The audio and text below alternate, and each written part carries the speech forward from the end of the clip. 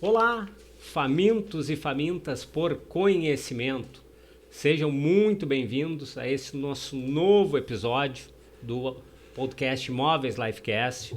Então, começo aqui agradecendo a nossa parceria da Sonido Produtora, tá? E também falando e agradecendo já um convidado que está aqui hoje conosco, que a gente vai falar de um tema interessantíssimo e crucial para o mercado imobiliário de Porto Alegre, também demais regiões, mas vou falar de Porto Alegre, a gente sempre fala da nossa região aqui, que é o mercado primário de imóveis, ou também conhecido como lançamento imobiliário. Então, hoje aqui dando saudação e dando um abraço pro meu parceiro, Sandro Eschberger. Seja muito bem-vindo, é uma satisfação te ter aqui conosco, Sandro. Boa, Roger. É um prazer muito grande estar aqui, né, participando desse canal de comunicação que se tem aí de mercado imobiliário, de informações de mercado imobiliário. E hoje a gente vem trazer bastante aí sobre esse mercado de construtoras, né? Esse mercado que é um mercado pujante, é um mercado que move a nossa economia, né? E com isso traz grandes oportunidades, desde moradia, investimento. Então a gente vai ter muita informação legal aí para passar para o pessoal. Excelente, legal, Sandro. Bom, e antes da gente começar aqui, eu vou fazer uma breve apresentação do Sandro, para quem não o conhece, ou também para quem já conhece. Né? O Sandro é corretor de imóveis há 10 anos, né? Pai de família, casado há mais de 20 anos, 22 anos, ele estava me dizendo antes, né? Formado em eletrônica, contabilidade, já trabalhou anos aí empreendendo, né? E também posso dizer assim que além do empreender, tu és um grande entusiasta das tecnologias, né? Isso a gente já se conhece há alguns anos e costuma brincar e conversar, então no nosso meio, Sandro é referência nas questões tecnológicas, né? Tecnologia é uma paixão, né? Assim, a gente trabalha em mercado imobiliário, gosta demais disso, mas também quer sempre saber o que está acontecendo, quer sempre estar por dentro de tudo que está acontecendo. E quem gosta de tecnologia, quem gosta, né, tem veia nisso, tem o prazer de estar sempre buscando as novas informações e claro, podendo ajudar os amigos é sempre muito bom, né? É isso aí, legal. Bom, gente, como já é sabido por vocês, por todos, a nossa ideia desse bate-papo é ele ser um bate-papo leve, descontraído e que a gente traga conteúdo, né? A ideia sempre é trazer conteúdo, né, de forma com o mais claro possível e de fácil entendimento e que agregue para todos os profissionais do mercado imobiliário. Perfeito. Legal. Então, assim, Sandro, eu creio que valha um pouco tu falar dessa tua jornada aí ao longo desses 10 anos na corretagem.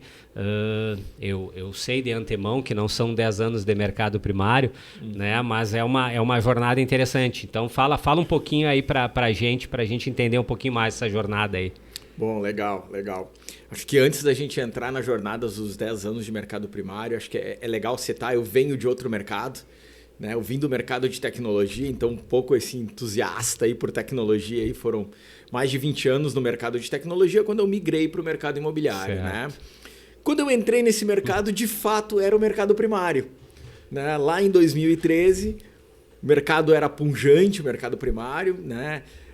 No momento que eu entrei, né, nesse novo ramo, eu fui trabalhar produtos de mercado primário. Tive uma jornada com uma ascensão muito interessante, que é uma ascensão que eu acho que o próprio mercado primário é um dos poucos mercados que permitem que tu consiga evoluir e crescer tão rápido dentro dele, né? Aonde eu entrei como corretor de imóveis, depois trabalhei como gerente comercial. Após a gerência comercial, alguns anos, naquela dificuldade da gerência comercial, monta equipe, estrutura teu time, né? Fui convidado a participar da diretoria comercial da empresa e hoje, né, eu tô lá na empresa tocando como diretor de mercado primário, responsável por todas as construtoras, né, a qual a gente tem lá como time de parceiros. Muito legal. E na realidade, tu falando isso, eu me dou conta que eu cometi uma falha na tua apresentação. Eu esqueci de mencionar que tu és o diretor do mercado primário da Foxter Companhia Imobiliária.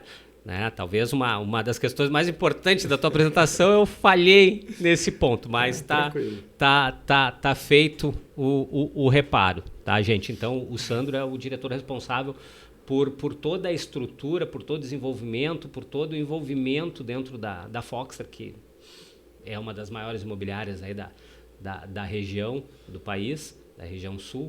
O Sandro é o diretor de mercado primário. Certo? Feito esse reparo válido e necessário. Isso aí. Né? Eu creio que a gente falando aí de mercado primário, que nem tu mencionaste, né, Sandro? Os últimos 10 anos, vamos ficar aí nos últimos 10 anos. Ele teve algumas oscilações importantes, né? Teve algumas mudanças assim significativas ao longo desse período.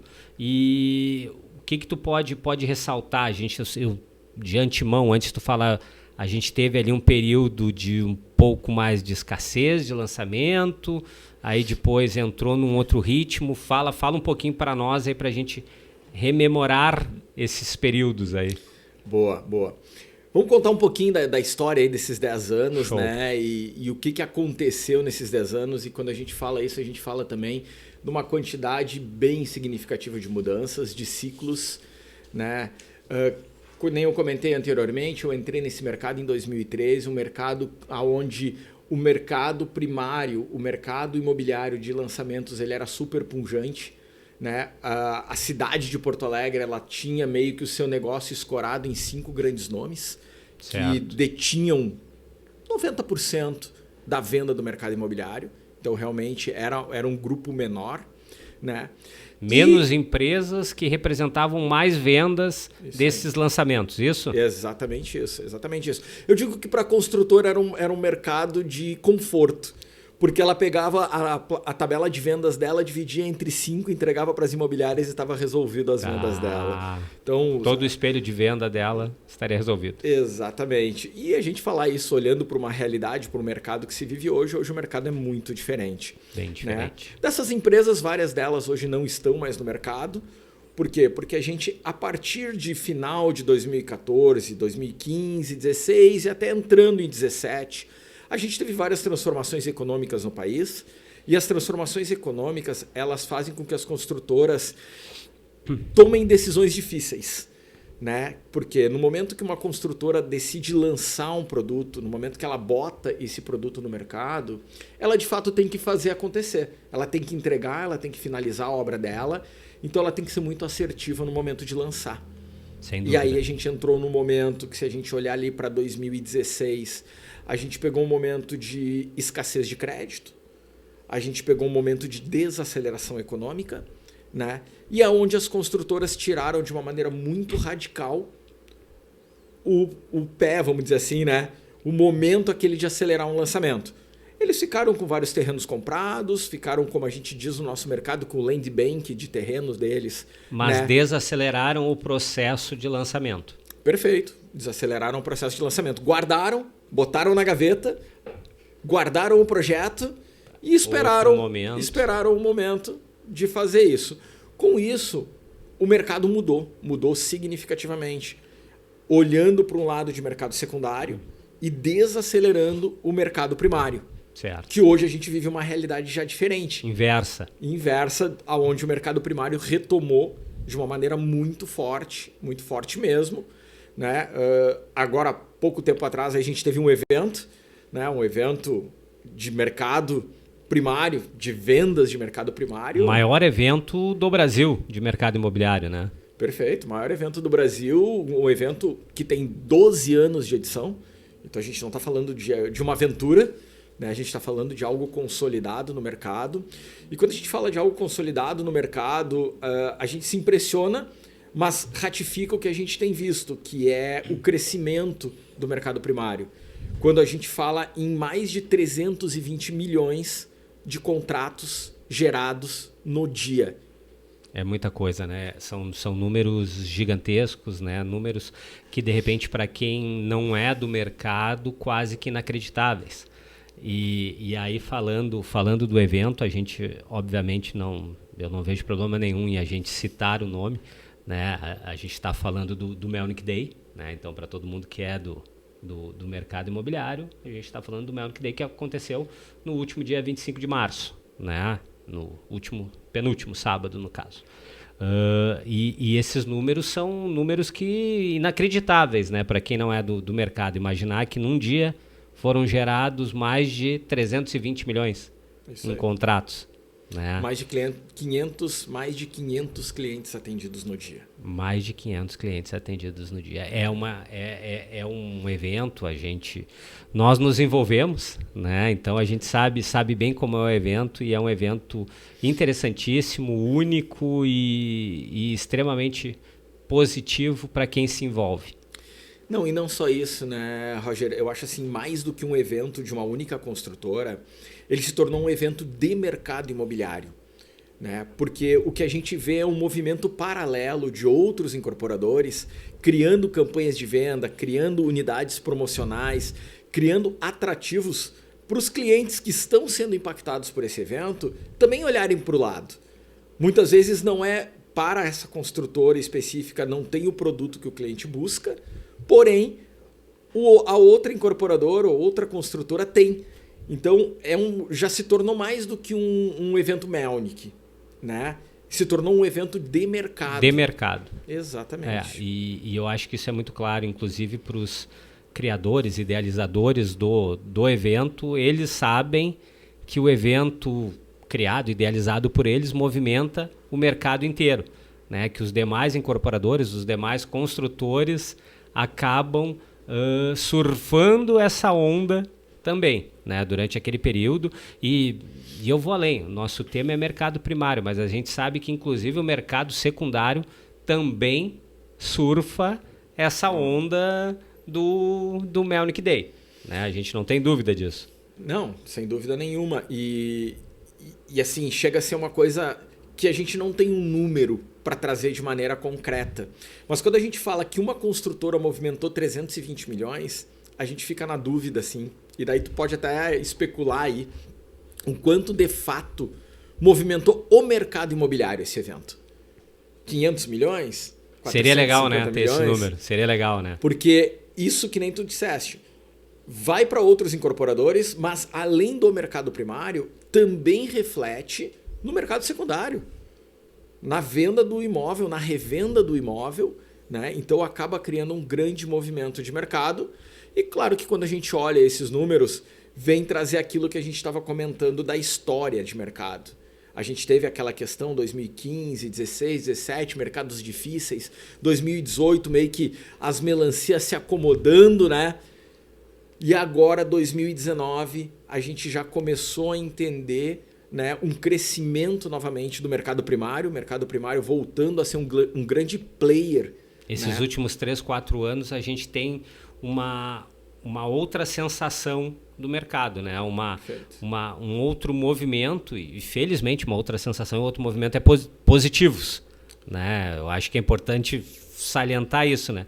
A movimentação mudou e ela mudou positivamente. Positivamente, né? Perfeito. E aí eu acho essa mudança positiva de mercado que a gente está falando, que tu mencionaste, ela traz a sensação de que os construtores ou os incorporadores se prepararam para esse novo, eu acho que talvez eu dizer novo boom seja um pouco de exagero, mas essa nova onda, vamos seguir nessa expressão aí, nessa metáfora da onda, essa nova onda, por mais que construir tem a sensação de que cada vez está mais pesado, que a conta cada vez fica mais difícil de fechar para o incorporador, pelo menos quando a gente conversa, né, com incorporadores, e tu conversa infinitamente muito mais com construtores, incorporadores do que eu, mas a gente tem essa sensação, né?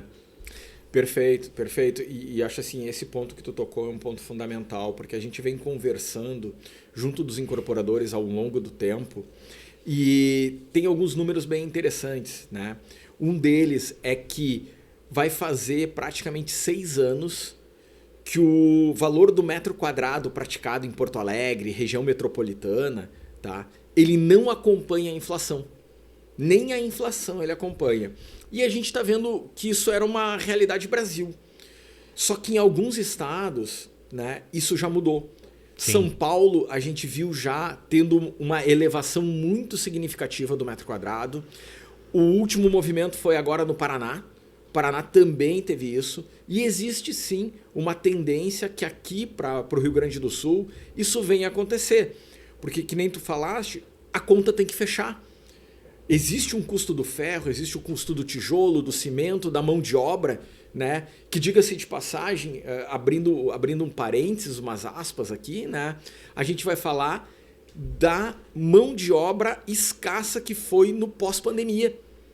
Pós-pandemia, os construtores sofreram demais com essa mão de obra. Eu acho que a pandemia tem dois fatores, né, Sandro? Isso que tu está falando da escassez da mão de obra no pós-pandemia, e a gente também tem já eu acho que já na pandemia, um aumento geral nos valores de materiais, de custos de obra, pensando em material, né? A gente acompanhou a subida dos valores, a gente conversou com alguns incorporadores que mencionaram isso. Acho que essas duas coisas são dois fatores bem significativos, né? Não, significativos demais, principalmente quando a gente fala em metro quadrado, né? Se a gente olhar a própria fábrica que produz a matéria-prima da construção, ela tinha desacelerado a sua produção em função, né, da pandemia. Muito profissional, né, que trabalhava no mercado de construção acabou tendo que procurar um outro mercado para trabalhar, porque era um mercado que estava desaquecido. Quando esse mercado aqueceu, ninguém imaginou que ele ia aquecer tão forte. E aí a gente teve essa questão, problema de falta de matéria-prima e falta de mão de obra, que automaticamente vai refletir num custo maior de construção e para isso também numa correção.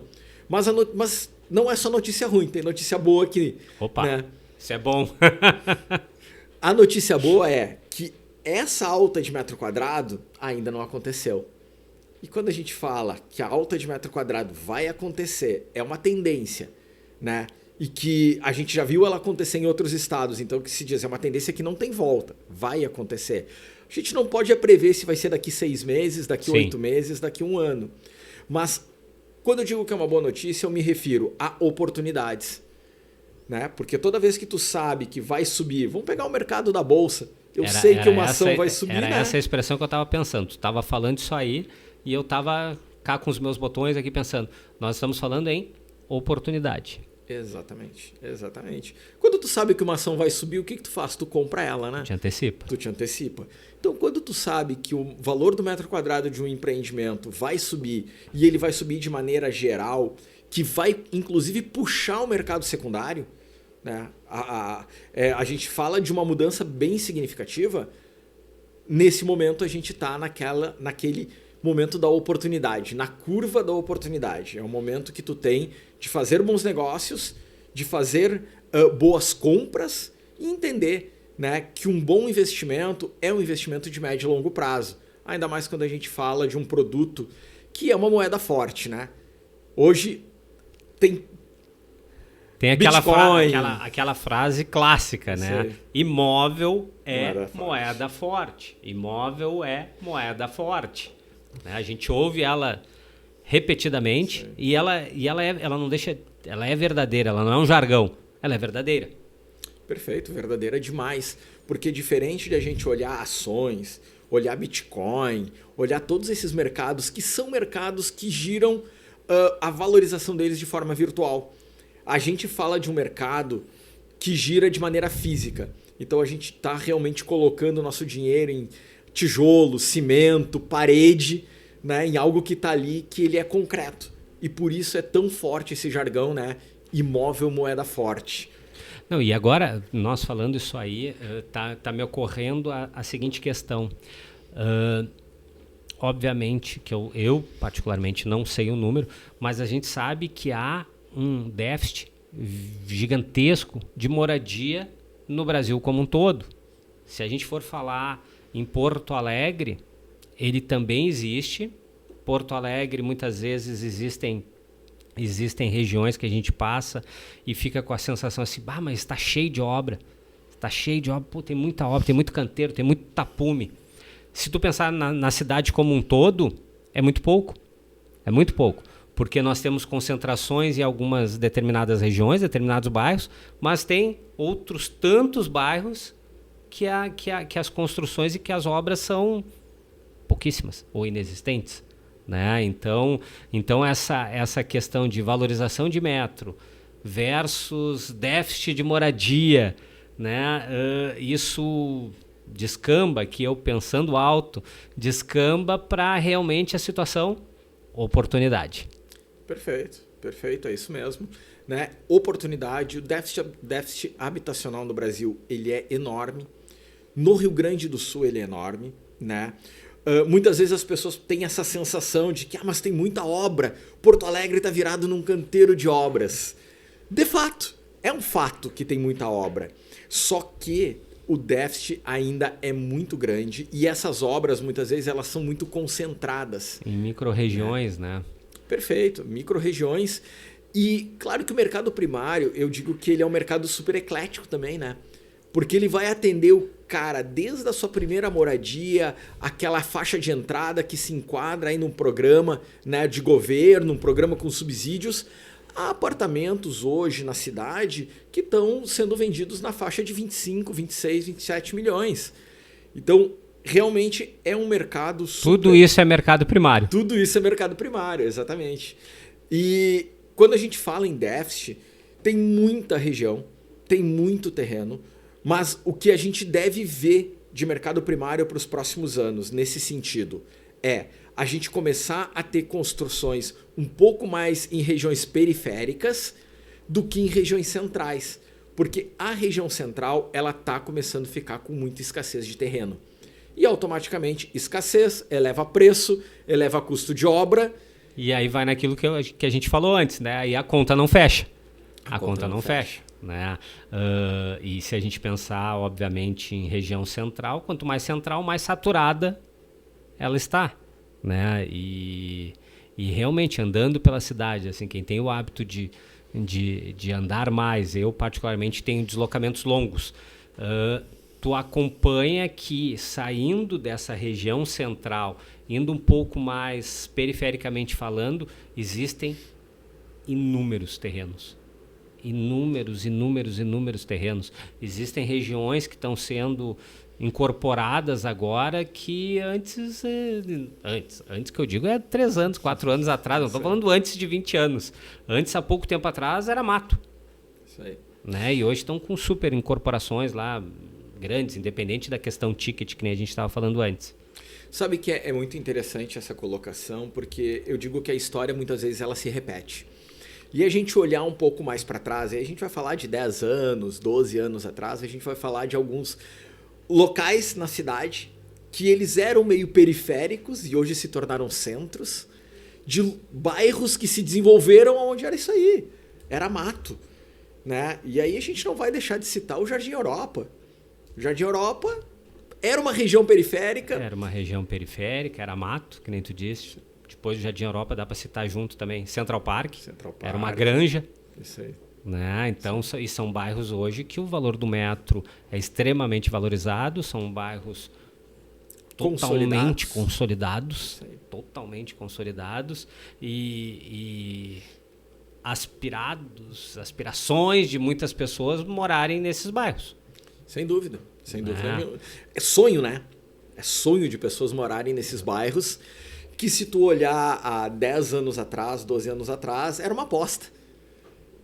Total. Né? E digo assim, quem apostou ganhou muito dinheiro, tá? Quem apostou nesse desenvolvimento ganhou muito dinheiro. Por isso que a gente diz, mercado primário, né? Mercado imobiliário é um mercado de oportunidades. Só que, claro, é um mercado que tu tem que entender que ele tem um tempo de maturação, a cidade tem um tempo de maturação, né? Faz parte, se a gente olhar o quanto Porto Alegre se transformou nos últimos anos. Né? Sem dúvida. A gente pegou... Assim, eu acho que falando um pouquinho de um outro ramo, mas falando de ramo hoteleiro, que ele já se movimentou. O ramo hoteleiro da cidade de Porto Alegre era concentrado no centro histórico, alguma coisinha em Cidade Baixa, daqui a pouco dali ele se deslocou para o Moinhos de Vento, e hoje ele se desloca lá para Carlos Gomes, Terceira Perimetral, onde é um eixo principal. E com produtos, não é a nossa barca falar disso, mas com produtos de uma qualidade extremamente elevada ao que eu tinha de produto, sei lá, 10, 15 anos atrás. Exatamente. Não tem comparação dos produtos que tem hoje para os clientes nesse mercado com o que tinha nesse período que eu falei, né? E essa transformação da cidade faz com que possa abrir mais essas regiões periféricas, regiões que muitas vezes hoje a gente olhando, vê aquele monte de terreno vazio, mas não acredita que possa ter alguma coisa ali. Mas quando a gente fala de desenvolvimento imobiliário, e aí a gente tem que citar que a construtora ela é, né, a engrenagem que inicia esse movimento, né? Porque ela escolhe uma região, ela aposta nessa região e ela não traz apenas a moradia, ela traz a moradia, ela traz o comércio, ela traz o desenvolvimento do bairro, né? E isso sim é o primário. Então, quando tu trabalha com uma construtora, né, e eu trabalho assim ligado diretamente com eles, sim, é muito legal, porque tu acaba vendo decisões que são tomadas que não é apenas da construtora, é uma decisão muitas vezes tomada junto com a prefeitura, junto com o órgão de desenvolvimento do município, né, para se transformar numa cidade melhor, mais bonita, mais sustentável. São decisões tomadas dentro, digamos, daquele ecossistema urbano, né? Eu acho que, de repente, essa é uma expressão que pode dar a devida representatividade para essas decisões, né, dos construtores, dos incorporadores, né? E eu acho que isso é muito legal. Mas aí, falando de mercado primário, mas mudando um pouquinho assim, o nosso viés e falando para o corretor de imóveis, né? A gente teve o nosso episódio anterior, foi focado em agenciamento imobiliário, direcionado muito para mercado secundário, né? E aí, fazendo esse paralelo entre os dois, tá? Pensando no corretor que trabalha o mercado de lançamentos, o mercado primário, ele tem uma mudança de chave, né? A chave para atender o secundário é uma, a chavezinha para atender o primário é outra completamente diferente. Me fala um pouquinho muito dessa questão assim do corretor no envolvimento e no dia a dia do corretor que é focado no primário. Como tu disseste, assim, realmente tudo é mercado imobiliário, mas são totalmente distintos os mercados, né? Quando a gente fala de um corretor de secundário, que nem foi citado, né? Ele tem preocupação de agenciamento, essas coisas. E o mercado é um mercado que o secundário ele foca muito no preço. O preço do produto, porque normalmente o produto ele já está no mercado há alguns anos, né? Quando a gente fala de primário, é uma abordagem totalmente diferente, aonde a gente passa a trazer o valor do produto, e quando a gente fala em valor, o incorporador quando lança, ele lança um encantamento, ele entrega algo que o mercado não tem, e ele busca se reinventar a cada lançamento, né? A gente brinca que muitos lançamentos que se tem hoje, dentro do condomínio tem um resort urbano. Sem dúvida, muitos. Então, quando tu vende, o corretor que vende mercado primário, ele é um corretor que ele tem que saber vender esse valor. Ele tem que saber vender que o produto dele não é aquele prédio que tem um salãozinho de festas, né? E daqui a pouco um espacinho kids externo. Não, ele é um condomínio que ele vai morar que tem um parque aquático. Ele não vende só o imóvel, né? Ele não vende só um apartamento ou uma casa, se for uma casa em condomínio, hipoteticamente falando. Ele vende todo aquele cenário, aquele projeto, aquela questão que também passa por uma questão lúdica, né? Aquele fator que a gente fala que é o encantamento. O cliente tem que se sentir encantado. Eu acho que isso é em quase todos os mercados em que tu compra bens de sonhos, por assim dizer.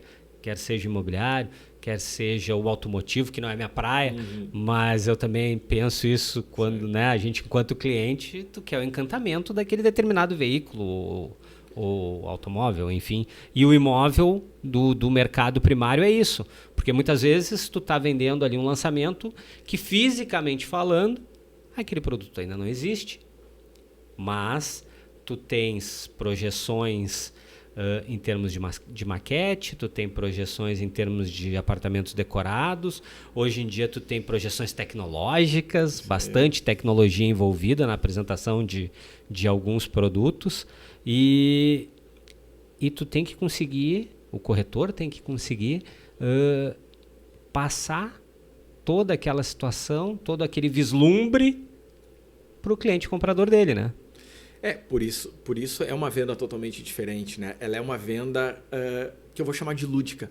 Lúdica, essa palavra fica bem enquadrada. É uma venda lúdica. E os incorporadores, sim, eles estão cada vez mais preparados. Para citar assim, hoje nós temos empreendimentos na cidade de Porto Alegre, onde tu consegue fazer uma imersão, quase que 3D sem óculos, para conhecer o produto. Onde tu em ambientes preparados, né? Sim. Com tecnologia da Disney. O pessoal tá nesse ponto, né, de trazer.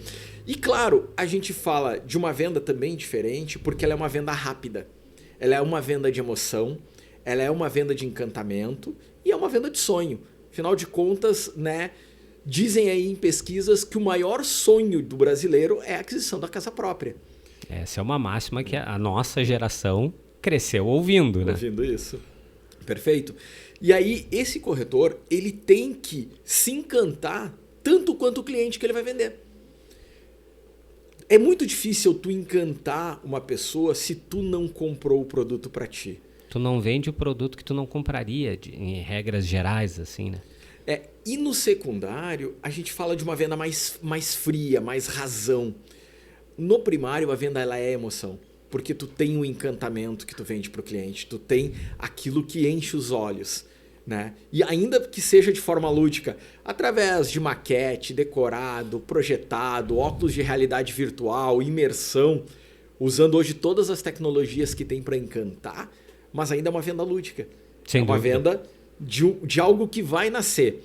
Mas o que eu posso te dizer assim é que é impressionante o quanto tem ficado perfeito a projeção da realidade entregue. Cada vez mais os incorporadores estão mais eficientes. E eu vou te dizer mais fidedignos àquilo que está sendo apresentado previamente. Totalmente. Até a cor, a cadeira, o detalhe do porcelanato colocado, a pedra que foi utilizada, é fidedigna com as imagens a qual tu vendeu e encantou o teu cliente quando o produto está entregue. Muito legal, Sandro. Eu particularmente adoro esse tema, né? Eu comecei no mercado imobiliário nos lançamentos, no mercado primário, né? Aí depois aí com esses movimentos naturais de mercado que tu descreveste antes, acabei obviamente me deslocando muito mais para o mercado secundário, mas a raiz é de mercado primário. Então é um tema que eu gosto muito, né? E vou te dizer assim, ó, que foi uma satisfação, né, ficar esse tempinho aí conversando contigo, batendo esse papo, aprendendo, trazendo informações aí para vocês, para os nossos ouvintes, né, e dizer que tu fique à vontade para em outro momento aí, quando a gente estiver abordando assuntos dessa natureza ou de qualquer outra natureza, né? Eu acho que a gente não vai entrar muito nas tecnologias, que é outro assunto que eu sei que tu divaga com bastante facilidade, né? Mas realmente fica o meu muito obrigado, tá? Foi gratificante esse nosso tempo aqui batendo esse papo aí, meu velho. Show, Roger. Eu agradeço demais o convite. Eu acho assim, falar de mercado imobiliário, falar de produto que encanta é sempre um prazer. Né? É muito natural. É muito natural porque a gente gosta do que faz, a gente não faz. Eu digo que a melhor profissão é a que tu faz pelo que tu gosta. Né? Então falar dela é sempre muito gratificante. Hoje temos N assuntos, poderíamos entrar em muitos detalhes, né? E fico aqui também deixando aberto. Pode me convidar aí quando tu achar que não, encaixa bem. Esse papo poderia ser longo. A gente acaba não alongando aqui o podcast para não ficar cansativo para quem está ouvindo, porque se deixasse todos os episódios a gente ia aqui 1h30, 2 horas falando, conversando. Perfeito, é isso mesmo. Muito legal, Sandro. Abração mesmo, muito obrigado de coração aqui, meu velho. Tá? Show de bola. Um abraço. Pessoal, e aqui já me despedindo, tá? Espero que todos acompanhem o nosso episódio. Como eu falei, ele vai ao ar na quinta-feira, a partir das 12 horas, no nosso canal do YouTube, no Imóveis Lifecast. E acompanhem o nosso Instagram, no @Lifecast, e também via Spotify e demais plataformas. Então, um grande abraço para todos vocês, famintos e famintas por conhecimento. Tchau, tchau!